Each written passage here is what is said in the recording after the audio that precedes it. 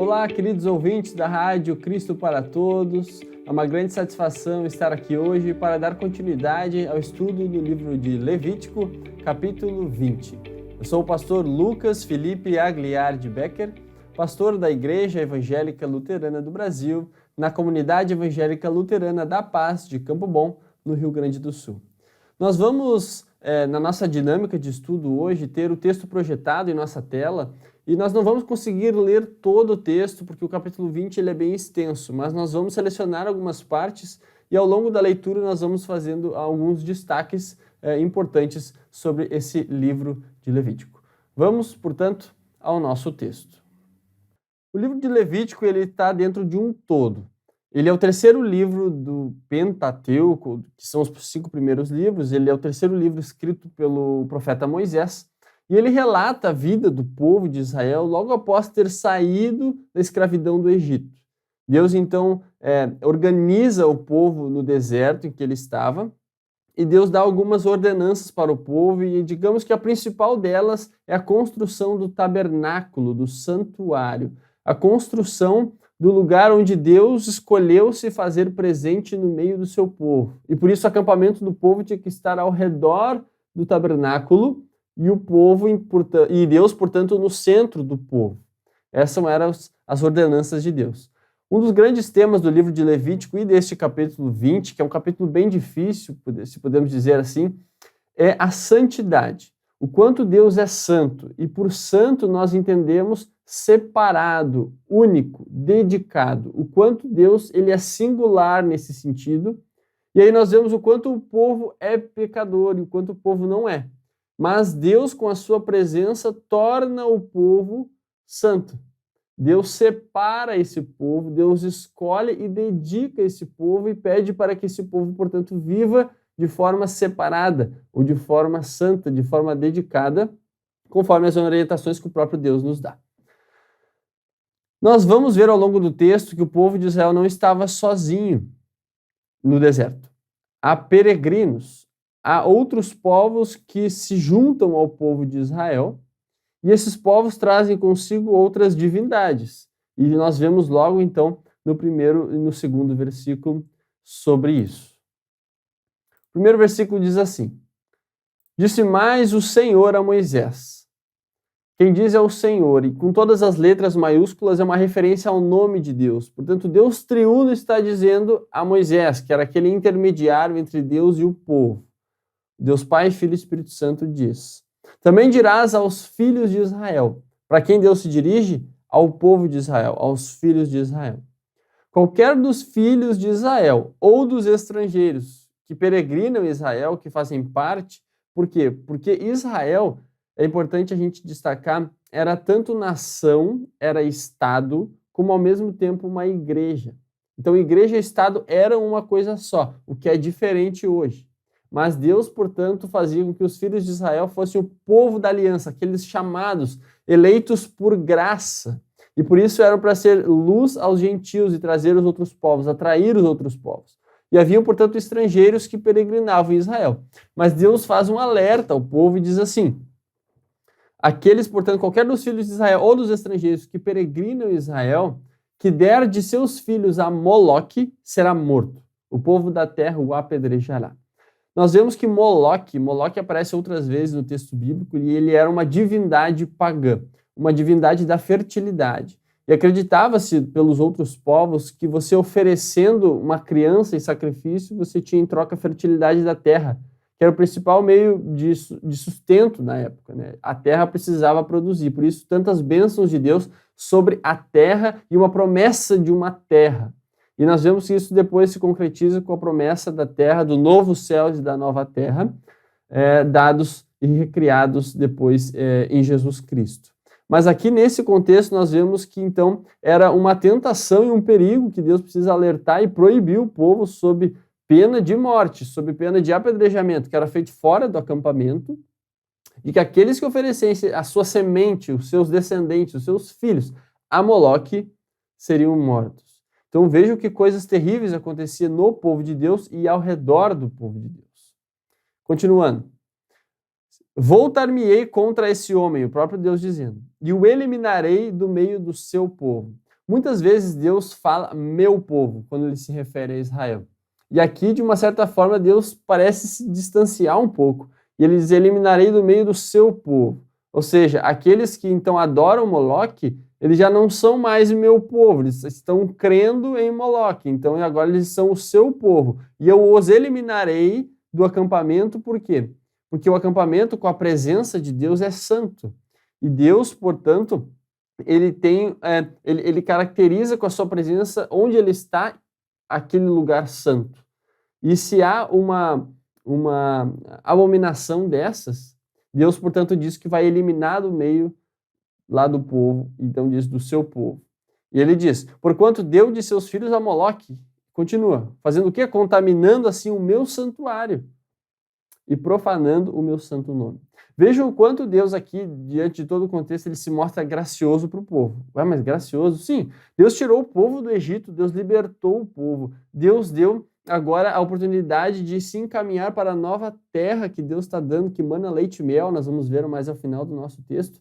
E quanto Deus diz, eu estou no meio de vocês, eu sou santo, e agora esses rituais, essas questões para o próprio bem de vocês, para a proteção de vocês, e o povo, então, muitas vezes, influenciado pelos estrangeiros e por outras nações, acabam assumindo as suas divindades e trocando o verdadeiro Deus por deuses falsos. E um desses, que era uma ameaça, era Moloque. 4. Se o povo da terra fechar os olhos para não ver esse homem quando der de seus filhos a Moloque e o não matar, então se o povo lá da terra for conivente com esse ato, então eu mesmo voltarei contra esse homem, ou seja, Deus voltará a sua face, será contra isso que está acontecendo, ele e a sua família, não porque a família vai herdar um pecado de alguém, mas porque a família provavelmente seja conivente com esse ato de oferecer uma criança em sacrifício. E Deus diz, e o eliminarei do meio do seu povo, com todos os que após ele se prostituem. E aqui é uma palavra muito forte e ao mesmo tempo muito importante dentro de todo o contexto de santidade e de relacionamento com Deus. Ao longo de todas as escrituras do Antigo Testamento e de uma forma muito mais clara no Novo Testamento, o povo de Deus, aquele povo da aliança, a igreja de Deus, ou a igreja de Jesus Cristo, é sempre descrita como uma noiva. E aí nós temos as parábolas, nós temos depois outras linguagens que refletem uma noiva. E essa noiva, ela é cuidada e amparada por um noivo. E a noiva pertence ao noivo. E os dois juntos, o noivo sendo Cristo, sendo Deus, e a noiva sendo a igreja, os dois juntos se tornam um só. Cristo a cabeça, a igreja o corpo. Uma linguagem bonita, uma linguagem bela, uma linguagem de aliança, uma linguagem de cuidado, de amor entre igreja e o noivo. Mas quando a igreja escolhe quebrar esse relacionamento e trair o noivo com outra divindade, então a igreja se prostitui espiritualmente. E essa é a linguagem. Bom, aqueles que adoram deuses falsos, como no caso de Moloque, estão se prostituindo espiritualmente. Estão cometendo adultério, estão trocando o noivo por outro qualquer. E aí nós vemos uma linguagem de casamento. Por que essa linguagem de casamento também é importante? Nós vamos ver na sequência do texto. No versículo 6 diz, quando alguém se virar para os necromantes e feiticeiros, para se prostituir com eles, eu me voltarei contra ele e o eliminarei do meio do seu povo. E aí nós vemos conectado com a adoração a Moloque, os necromantes e os feiticeiros. Aqueles que são adivinhos, que consultam, tentam descobrir o futuro, que tentam consultar espíritos de pessoas que já morreram, que tentam mexer com o ocultismo. Tudo isso já era cancelado, ou digamos assim, já era reprimido por Deus. E aí nós vemos que no Novo Testamento isso é cumprido por Jesus Cristo e, ao mesmo tempo, muitas coisas são reforçadas por Jesus, são ditas novamente por Jesus. E aqui nós vemos, então, a pena de morte como algo que é bem severo para o povo. Nós já vimos que Israel era tanto nação como igreja, e por isso nós vemos que essa nação e igreja também cumpria os decretos das suas leis.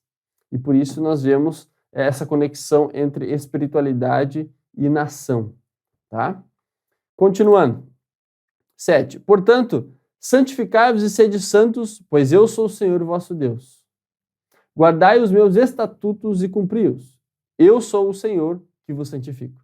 E aí nós vemos aqui que Deus pede para o povo guardar a sua aliança e os seus rituais de santidade, mas quem santifica é Deus.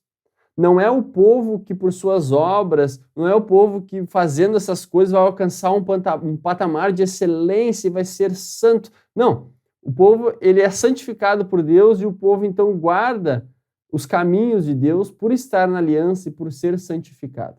E nós vamos ver como isso também se dá um pouco mais adiante. Seguindo para a segunda parte do nosso texto, nós temos aí uma seção de versículos 9 a 21, e você pode ler em casa, abrir sua Bíblia e depois ler com calma todos os versículos. Nós não vamos passar todos porque eles falam de um mesmo tema, porém com circunstâncias diferentes. Então nós vamos apenas citar o primeiro de tudo aqui. Versículo 9 diz: se um homem amaldiçoar a seu pai ou a sua mãe, será morto. Amaldiçoou a seu pai ou a sua mãe, o seu sangue cairá sobre ele. Se um homem adulterar com a mulher do seu próximo, será morto, o adúltero e a adúltera. Nós vemos agora que Deus estabeleceu uma relação de noivo e de noiva, né? Marido e mulher se tornando um só, a relação espiritual com Deus. Agora essa relação se dá no casamento, na vida do povo. E aí Deus diz, aqueles que fizerem algumas coisas vão estar adulterando, vão estar cometendo adultério agora nas relações entre marido e mulher. E aí seguem diversos exemplos.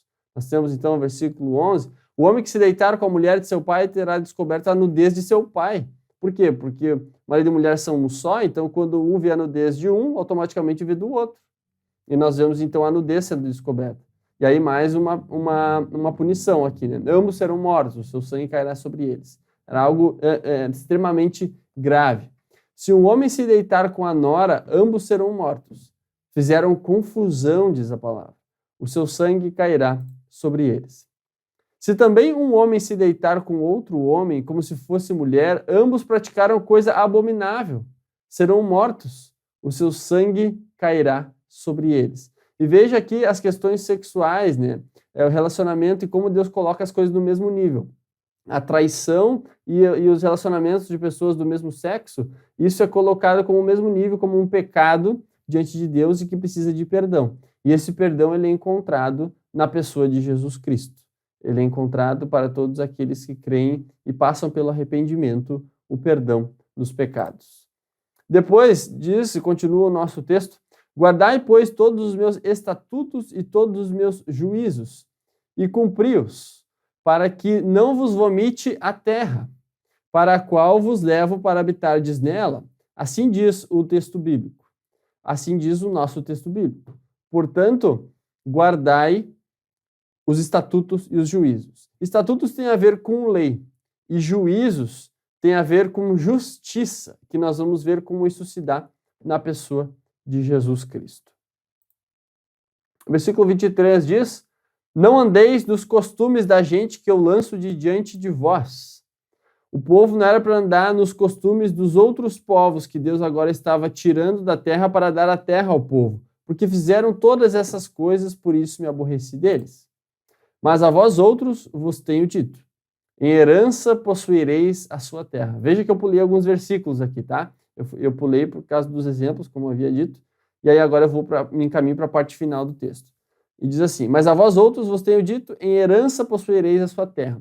A terra é uma herança que pertence a Deus e Deus dá por graça ao seu povo. E essa terra nos lembra a nova terra e o novo céus que Cristo nos dá quando ele vier a segunda vez. E aí depois diz, eu a vou-la darei para a possuires, terra que mana leite e mel, uma terra fértil. Ou seja, vocês não precisam de Moloque para a terra ser fértil. Eu vou fazer a terra ser fértil, eu vou dar para vocês. Eu sou Deus que criou tudo. Eu sou bom. Olhem para as maravilhas. Eu tirei vocês da terra do Egito. Eu cuido de vocês. Não tenham outros deuses. Esses outros deuses levam vocês para a destruição. Vejam que eu dou a terra que mana leite e mel. Cuidem para não perder essa herança. Vejam como eu sou bom. Eu sou o Senhor vosso Deus, que vos separei dos povos. Essa é a mensagem boa de Deus. E Deus diz, e se vocês insistirem nessa teimosia, há então as penas de ser tirado esse pessoal do acampamento, porque esse pessoal contamina a minha santidade, contamina os outros do povo. E por isso eu, como um pai que cuido dos meus filhos, repreendo e chamo o povo ao arrependimento. Isso então serve de orientação para o povo, nessa área espiritual, bem como na área de um para com o outro. Depois do 26. Ser-me-eis santos, porque eu, o Senhor, sou santo e separei-vos dos povos para serdes meus. Deus separou para ser dele. E ele faz isso hoje pela igreja, pelo batismo, pela fé. Deus nos separa, Deus nos torna santos pelo Espírito Santo. Deus faz isso de graça. E ele diz ao mesmo tempo hoje, ó pessoal, não vão atrás de outras coisas. Eu santifico vocês, eu perdoo vocês em Jesus Cristo, eu salvo vocês. Veja quanta graça. 27. O homem ou a mulher que sejam necromantes ou sejam feiticeiros, e aí o último versículo do nosso texto, serão mortos, serão apedrejados, o seu sangue cairá sobre eles. E mais uma vez, nós temos aqui, voltando ao primeiro mandamento. Então começou com o primeiro mandamento em relação de relacionamento com Deus, e cuidar para não se prostituírem com Moloque e outros deuses. Depois, como essa santidade se dá nas relações de um para com o outro, dentro da família, Deus preservando a família e dizendo para a família ter um cuidado muito grande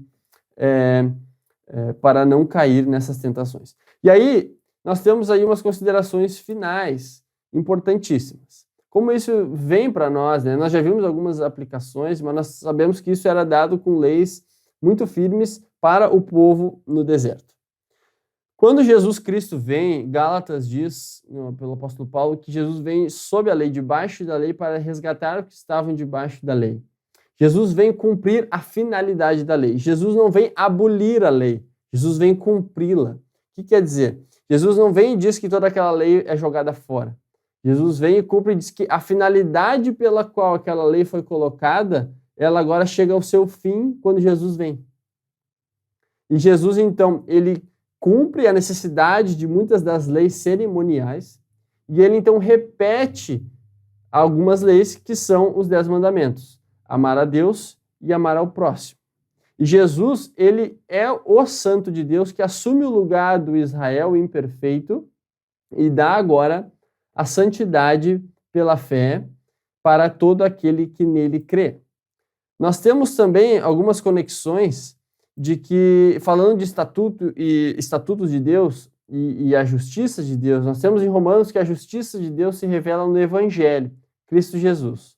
E que Jesus não veio para abolir a lei, mas para cumpri-la e cumprir a necessidade dessa lei. E Evangelho tem a ver com boa notícia, tem a ver com a boa notícia da salvação em Cristo, como diz Romanos, o justo viverá por fé. Nós vimos que uma das penas lá era o apedrejamento, e esse apedrejamento era feito fora do acampamento. Isso é muito interessante, porque essa punição ela era feita para não contaminar o povo. E no Novo Testamento, nós vemos que quando Jesus é crucificado, ele é levado para fora da cidade. Ele é levado para o Monte da Caveira, no Gólgota, e lá que ele se faz pecado pela humanidade, assumindo a culpa de todos nós, que todos nós merecíamos. Por isso, todos os pecados encontram em Jesus o seu perdão. Jesus, quando encontra a mulher adúltera em João 8, ele não diz que aquilo que ela tinha não era pecado, mas ele amplia e diz, todos somos pecadores, e quem não tem pecado atire a primeira pedra. Portanto, todos precisam do perdão de Cristo. E o mesmo João diz que Jesus não veio para condenar o mundo, mas para salvar o mundo, porque por si só o mundo já está condenado. Jesus veio para trazer a salvação, o perdão dos pecados. O povo do Antigo Testamento acreditava na salvação do Messias que viria. E Jesus de fato veio. Nós acreditamos no Jesus que veio e ainda virá para fazer novos céus e nova terra. A lei de Deus, ela revela assim que todo ser humano não é santo por natureza. O ser humano peca contra Deus e se afasta de Deus e busca as coisas que não são de Deus. Mas todo pecado encontra em Jesus Cristo o perdão dos pecados. A sentença de morte que nós deveríamos ter encontrado, assim como Deus diz em Levítico, ela é dada e recai sobre a pessoa de Jesus Cristo. A maldição divina pelo pecado, ela foi dada em Jesus. Deus Pai fez de Jesus a oferta por todos os pecados. E por isso nós temos a certeza de que Deus perdoa nossos pecados e Ele continua a nos mostrar um jeito santo de viver à luz da sua palavra, pois somos raça eleita, povo santo, propriedade exclusiva de Deus, né? E aí nós temos o quê? Os frutos do Espírito. Os frutos do Espírito é como aquilo que flui da palavra de Deus contra as obras da carne, aquilo que nós tentamos fazer por força própria. Em Jesus nós encontramos perdão. Em Jesus nós encontramos vida e salvação. Em Jesus nós encontramos tudo aquilo que precisamos. E onde nós encontramos Jesus? Onde Jesus é oferecido. Nós encontramos Jesus na palavra, no batismo e na Santa Ceia. Isso é dado nos cultos. Deus nos santifica por esses meios, por palavra e sacramentos. Deus santifica todo o que nele crê para ter a vida eterna. Ele santifica os membros da igreja com a sua presença. E ele promete que todo aquele que é batizado pelas promessas de Deus, que vem a crer, tem o Espírito Santo e se torna templo do Espírito Santo. Veja que nós falamos Levítico no contexto de culto, onde Deus com a sua presença tornava aquilo santo e separado. Agora Deus promete habitar no crente com o seu Santo Espírito, tornando o crente templo do Espírito Santo, com a presença de Deus, para que, digamos assim, a árvore produza frutos bons. Por isso, povo de Deus, queridos ouvintes da Rádio Cristo para Todos, foi uma alegria estar com vocês e espero que esse estudo possa ser edificante, guiado pelo Espírito Santo, nos tornando santos em palavra e sacramentos, nos mantendo na fé firmes, até o dia da volta de Cristo Jesus. No novo céu e na nova terra, moraremos em paz e perfeitamente santos, pois ainda somos santos e pecadores, e seremos santos perfeitamente. Deus abençoe.